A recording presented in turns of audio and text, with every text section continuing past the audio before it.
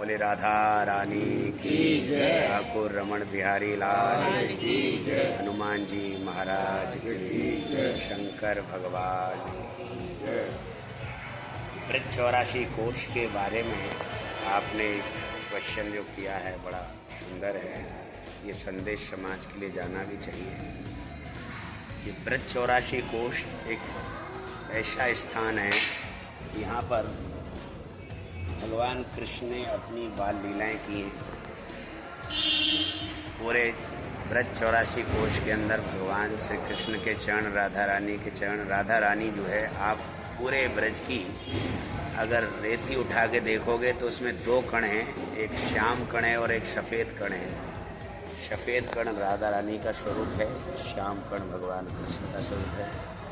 तो रज रज में जो है राधा माधव समाये हुए हैं।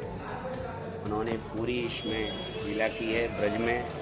ब्रज क्या है? भगवान कृष्ण का जो है वो घर है, क्योंकि तीर्थों का राजा जो है प्रयाग है। हर साल वहाँ मेला लगता है और सारे तीर्थ लोग प्रयाग में जा कर के स्नान करते हैं, लेकिन आज तक जो है ब्रज कभी जो है उस तीर्थ में नहीं गया है, प्रयागराज में नहीं गया है। तो भगवान से यही कहा कि देखो ये ब्रज कितना अभिमानी है कि सारे धरती के जितने भी तीर्थ हैं प्रयागराज में आते हैं, क्योंकि प्रयाग राजा है वो तीर्थों का, लेकिन तुम्हारा ये ब्रज नहीं आता है। तो भगवान कृष्ण ने एक ही बात कही कि मैंने तुम्हें तीर्थों का राजा बनाया है, लेकिन मैंने तुझे अपने घर का राजा नहीं बनाया, क्योंकि ब्रज मेरा घर है। इसलिए भगवान ने कहा कि मैंने तुझे अपने घर का राजा नहीं बनाया है, तीर्थों का राजा बनाया है। तो इसलिए ब्रज जो है भगवान कृष्ण का घर है।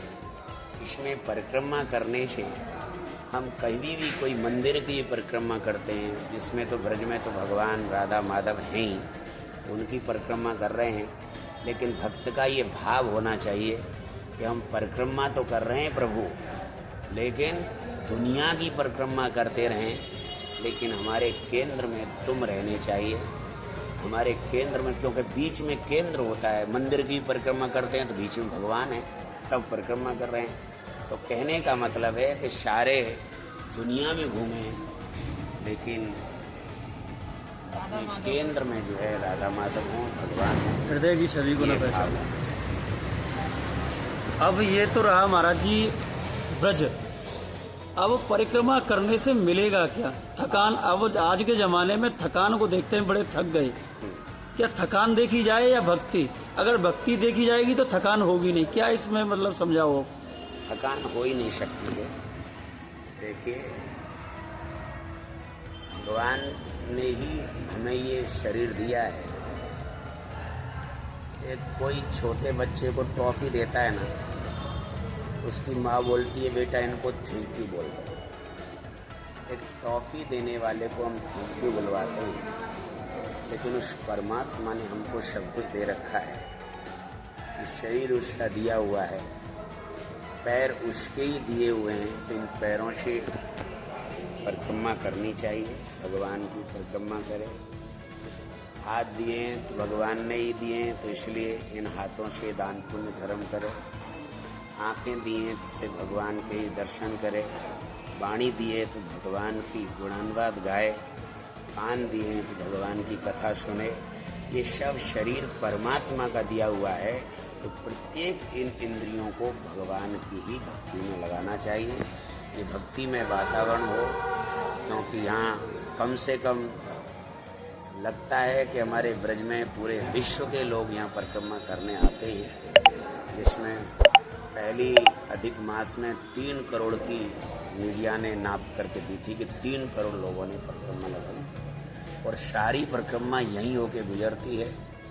हम जो है पहले जगह जगह पांडाल लगाते, दूसरों की ज़मीन किराए पे लेते थे, फिर पांडाल लगाते थे। 1 महीने में 10-15 लाख रुपया तो पांडाल का ही चला जाता था। भगवान से हम प्रार्थना करते रहते थे, भगवान कभी ऐसी स्थिति बने कि स्वयं का जो स्थान हो जाए, स्वयं की जगह हो जाए, स्वयं का जो आश्रम हो जाए। यही पूरा देशी पांडाल बनाया है। 24 से 30 तारीख तक एसी पंडाल में कथा श्रवण करने को मिलेगी। गर्मी भयंकर है, इसलिए सब यात्रियों को भी और जो भी आने वाले हैं सबको यहीं से आपके माध्यम से हम सबको आमंत्रित करते हैं, सादर आमंत्रित हैं। यहाँ हर तरह से खाना पीना, रहना सहना और कथा पूरी एसी में रहो और एसी में कथा सुनो, इसका लाभ उठाएं। आपके माध्यम से हम सबको आमंत्रित कर रहे हैं, सादर आमंत्रित हैं, तो सभी यहाँ आएँ और रहें, आनंद लें। महाराज जी एक प्रश्न और है बस, अंतिम, क्या कुंवारी बेटियां 12 वर्ष से कम उम्र के, चाहे वो बेटी हो या बेटा, विवाह ना हुआ हो, चाहे वो 30 वर्ष की बेटी हो, 70 या 60 वर्ष से अधिक वर्ष के वृद्धजन, चाहे वो महिला हो पुरुष, क्या उसे इतनी बड़ी परिक्रमा 84 कोस की करना शास्त्रोचित या समय उचित है? भक्ति करने के लिए कोई उम्र की अवस्था नहीं। कोई एक फिल्म में गाना गाते हैं, ना उम्र की सीमा हो, ना कर्मों का हो बंधन, जब प्यार करे कोई तो देखे केवल मन। भक्ति में केवल मन देखा जाता है, चाहे वो वृद्ध हो, चाहे बालक हो, चाहे युवा हो। युवा हैं, बहुत बढ़िया हैं, लेकिन वो सब कुछ कर सकते हैं, लेकिन वो यहाँ तक ताश खेल रहे हैं, ठेका पे बैठे हैं, वो नहीं कर रहे हैं। और बहुत जिनका मन है तो बच्चे भी लगा रहे हैं परिक्रमा, वृद्ध भी लगा रहे हैं। तो यहाँ कोई उम्र नहीं देखी जाती। भक्ति के लिए उम्र की आवश्यकता नहीं है, उम्र की सीमा नहीं है। 4 वर्ष की अवस्था में मीरा ने भगवान को प्राप्त किया, ध्रुव ने और प्रहलाद ने 5 वर्ष की अवस्था में भगवान को प्राप्त किया है। तो भक्ति के लिए उम्र नहीं देखी जाती, भक्ति के लिए जाति नहीं देखी जाती, भक्ति के लिए कोई पद नहीं देखा जाता, भक्ति के लिए कोई ये भी नहीं देखा जाए गरीब है कि अमीर है। क्योंकि सुदामा की कौन सी फैक्ट्री चल रही थी, विदुर की कौन सी जो है जाति का पता था क्या? विदुर जो है दासी पुत्र थे, शबरी निम्न जाति की थी। तो भगवान के यहाँ ये सब नहीं देखा जाता है। भगवान कहते हैं कि मानव एक भगत कर नाता, मेरा नाता भक्ति से है। भक्त्या तुष्यत केवलम नच गुड़ई, भक्ति प्रियो माधव, ये केवल मन का प्रिय है। इसलिए इसमें वयोवृद्ध या बालक या युवा ये सब नहीं देखे जाते। आज बच्चे और वृद्ध जो है परिक्रमा लगा रहे हैं, लेकिन युवा ठेकाओं पर बैठे हैं, दारू पी रहे हैं, जुआ खेल रहे हैं। तो ये मन की खेल है। जब जिनका मन होएगा और भगवान ही जिनके ऊपर कृपा करता है, उन्हीं को अपनी भक्ति में लगाता है और वो भगवान। तो कुंवारी बेटियों का महाराज, कुंवारी बेटियों तो कुंवारेपन में जितनी साधना पुण्य कर लेंगे तभी तो काम आएगा। बिल्कुल, घर उनका कैसे बसेगा? बिल्कुल, क्योंकि बहुत जगह पर ये सुनने में आता है कि जब तक विवाह हो तो तीर्थ वर्जित कहे जाते हैं। तो ये चीजें सुनने में आता है अलग अलग माध्यमों से। नहीं, भक्ति करने के लिए मैंने बता दिया ना, भक्ति करने के लिए कोई उम्र की सीमा नहीं होती है।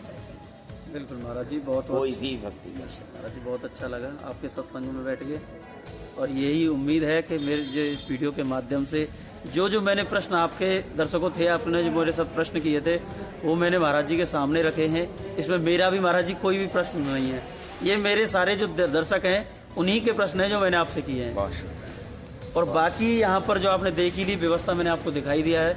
कभी भी अगर इस परिक्रमा के दौरान आए तो महाराज जी के दर्शन अवश्य करें, इस ट्रस्ट धाम से जुड़ें और आप आकर के देखिए। आप ही लोगों की, हम लोगों की व्यवस्था है। संत कभी ना तो बोलते हैं, संत कभी मेहनत नहीं करते, मजदूरी नहीं करेंगे। हमारा ही दिया हुआ और लोगों में बांट के हमारे पुण्य को और प्रबल करेंगे। ये संत माध्यम है, जुड़िए। और इस प्रांगण में आप देख सकते हैं पूर्णतः व्यवस्था। आइए, ब्रजधाम में आपका स्वागत है। राधे राधे।